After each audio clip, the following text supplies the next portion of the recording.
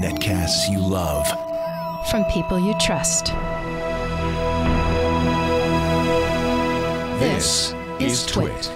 You know, what is it about? Almost a year ago, Leap Motion did a launched and did a video that just got people so excited. The idea that you could use hand motions to control a computer. It was straight out of Minority Report. Well, it's out. Only $80 for the Leap Motion, and we're going to go walk over here, if you'll follow me, to Jeff Needles, who is my mic on? Oh, it is. It worked. Look at that. I'm going mobile. Who got the Leap Motion. We actually got 4 Leap Motions from the company. One of them was bad out of the box. I had some trouble using it on my computer, so I said, I'm going to let Jeff do the review. Now, they have come out in the last week with 3 software revisions, and the third software revision made my Leap Motion work just great. I never had a problem with it. It does work. Now, there are some caveats, but we're going to let Jeff show us. First, this is it. Yeah. It's kind of cool looking. Little device right here. It's just a little, and is this a camera pointing up? It is 3 sets of infrareds that are tracking your fingers. Okay. And it plugs in via USB 3. You don't have to have USB comes with 3. 2 cables, which is really nice. 2 different length cables. Right. So like right here, I have it on my laptop, so it's a really short, probably 1-foot cable, and then it also comes with a long, I think, 3 But you could put it into a USB 2 port. It would work. Yeah. Okay. It should. It does diagnostics. If it's not, it can check for bandwidth over the USB and such. It also has software, which you download from the Leap Motion They website. have what they call the Airspace, which links to their own little app store. Which it's a store? Yeah. They have both free and paid stuff. Well, that's an important thing to mention. This doesn't work just out of the box with everything. It doesn't replace your mouse. Nope. It only works with software designed to use Leap Motion. And there is software that I've tried and doesn't really work that well, but that can literally, that can replace the mouse. Okay. So you can see right now, it's kind of freaking out. Because of where we are in the studio, it's going also crazy. It's going, it thinks you're doing stuff. Well, there's also, it actually gave me a message that said external infrared light detected, so it's compensating. So we're going to turn the lights down a little bit. Yeah. Now, it does work as a user interface device even without the apps? You download an app to do that. For Mac, it's called Touchless, and then there's also Touchless for Windows. So that's why you can do things like Expose with your hands. Right. Wow. What I'm using is actually a really cool app called Better Touch Tool, and basically if you look at it. Is that from Leap or somebody else? From somebody else. It's third party. So can you take my screen? So basically here you can take different Leap gestures and assign them to different either keyboard shortcuts or this is encouraging. Mac or so it's an open API that others they can have develop there's tons of games coming out every day. There's a photo explorer for Facebook, and they're both Mac and Windows apps, which is nice. So just give us a demonstration. Put something up here that really shows it. Actually, you know what'd be fun is to show you the visualizer. Yes, that's exactly what I was going to say. Visualizer. Because then you can see what it sees. What it's seeing. So you can see it's kind of freaking out right now, but like I put my hand over it. Move your fingers. Those little dots at the end, those are your fingers. Yep. And it actually has the directionality of your hand. So it sees quite a bit. And it can take 2. And it has a very, very wide range of vision. And when you're setting it up, they actually walk you through, here's what it sees, here's what it doesn't. Right. You have to learn a little bit too. It's definitely a learning curve. Yeah. And it also detects, it doesn't have to be a finger, so I have a chopstick here.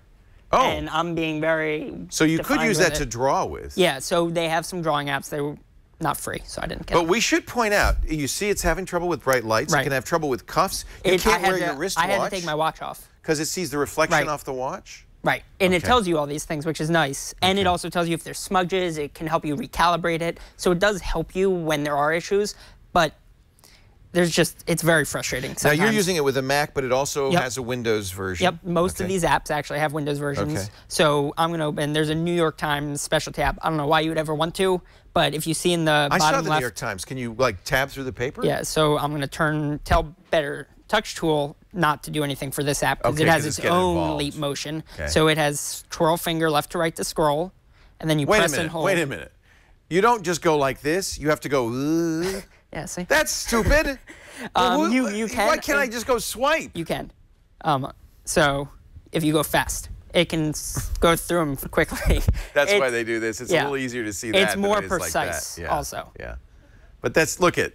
And then this is not fun. If you want to read a newspaper doing this the whole time, that's not fun. It's really not. No. But does your hand get tired when you use this thing? It actually hasn't been because I haven't been using it that much. Yeah, but if you read a whole newspaper like that, you'd want to have an ice bath. There are lots of games. There's the app that was very popular on the iPad and the iPhone, Molecules, is on here now for this. So, and that you can actually rotate them.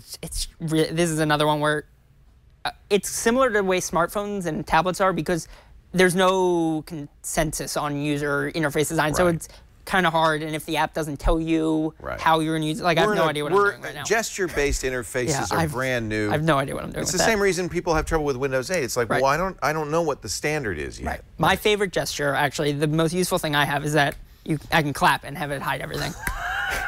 And it works. And is that touch? What is that? Touchless? That's Better Touch Tool. Better Touch Tool. And because I've defined that, I just said clap slowly, move, shows my desktop. But then 5 fingers, I go through my spaces. Oh, that's all right. And then I should point out, you can do that in your trackpad too. Right. But if I'm over here and I can you're just going like this, you're sitting back, you're enjoying And another thing, actually, I found a pro tip is that if you're doing something like left to right directional, you actually want to go left to right and then go close your palm, and then or else it's going to think you're going back the other way. And I had so many issues with that. Okay, let's practice, everybody at home. So you do this, close your palm, come around. Right. Don't go this, or else you'll just go back and forth. Go back and forth. Right. This, close your palm, go around. This, close your palm. Just do it with me, everybody. Please. All right, that's good. We got an instructional video on. So pros and cons. Basically, the way I looked at this is it has a lot of potential.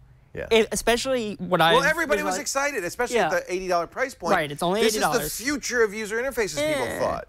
I think it would be really cool if they got a lot of them, so you can actually have a real 3D space. This little thing, although it has a very wide vision, it's not the whole thing. Yeah. So if I could if it's a lot around the edge of my laptop and I can reach in and do stuff, then I'm like Iron Man, then I'm happy. The story behind it is the guys who designed this, one of them was a 3D modeler who got really tired of trying to use a mouse to do 3D modeling. He was used to working with clay. Yeah. He wanted a way that was more natural to sculpt. This might be it. We're not there yet. Not yet. Yeah. And so that's definitely a pro, is the potential. The apps that are available and that are being developed seem really... Stop clapping. I'm trying. They seem really, some of them well thought out, and things like the Better Touch Tool. If you talk with your hands, this is a very poor choice. Yeah, I know. So the Better Touch Tool is one app that makes it actually usable. Yeah.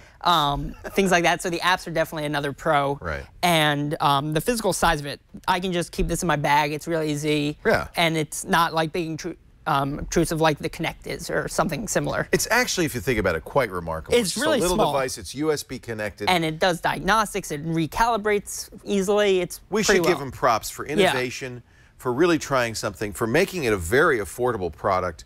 And it's new. But on the cons, I found it frustratingly sensitive. Yeah. Because I can't keep it hooked up all the time because I'll be doing things and it'll think I clapped. Right. And then all my windows will go away. Right. So I can't, it's too sensitive, kind of. Do you talk with your hands, Jeff? Sometimes. Yeah. But it's cool. It's like, oh my God, the boss is coming. Right. Don't show him. The boss gesture. Yeah. Or boss, I'm so happy to see you. But then, or if you want to keep like under your desk, the boss is here. Keep it under your desk. You can maybe do this. Yeah. But that, and I had another con. I was wondering why people kept clapping when I walked into the office. Yeah, they want to hide their windows. The other con is definitely that it's not intuitive. It's very, if anything, it's probably unintuitive at this point. But that's just the thing with gestures. So I'm gonna have to give it a don't buy. Yeah. Like it's just. For $80, it's just not worth it at this point. It's to me like the Oculus Rift and a lot of things where it is certainly the future. You know, there's going to be this is a very interesting innovation, but there's no reason why you should be a guinea pig. It's not going to be something that's really particularly useful to you. If you want to take a look at what the future might look like, great. It's cool to play with. $70 to throw or $80 cool to play with. Definitely not ever going to be used in everyday life. I do not buy. Yeah. On the Leap Motion. But which is not to say, and Leap Motion guys, don't be discouraged by that. It's not to say it's not great. It's not an innovation. It's not exciting. It's just most people just don't need this. For right now, it's not going to add anything to your life. Say it's clap. Okay. Very good. Clap on, clap. Can you teach it to do wax on, wax off? You can. You can do like you can do like a 5-finger twirl, basically. All right, pack it up and get out of here. That's Jeff Needles, who will be gone as of next Tuesday. We've had him since January. He's been first an intern and then an employee for the rest of the summer, our co-op. We really thank you for being here. Great job. He's going back to be a senior in business at Northeastern, and we will miss you, Jeff. But you know, a standing invitation. Come back anytime. And thank you. We'll offer you a job because we like you that much.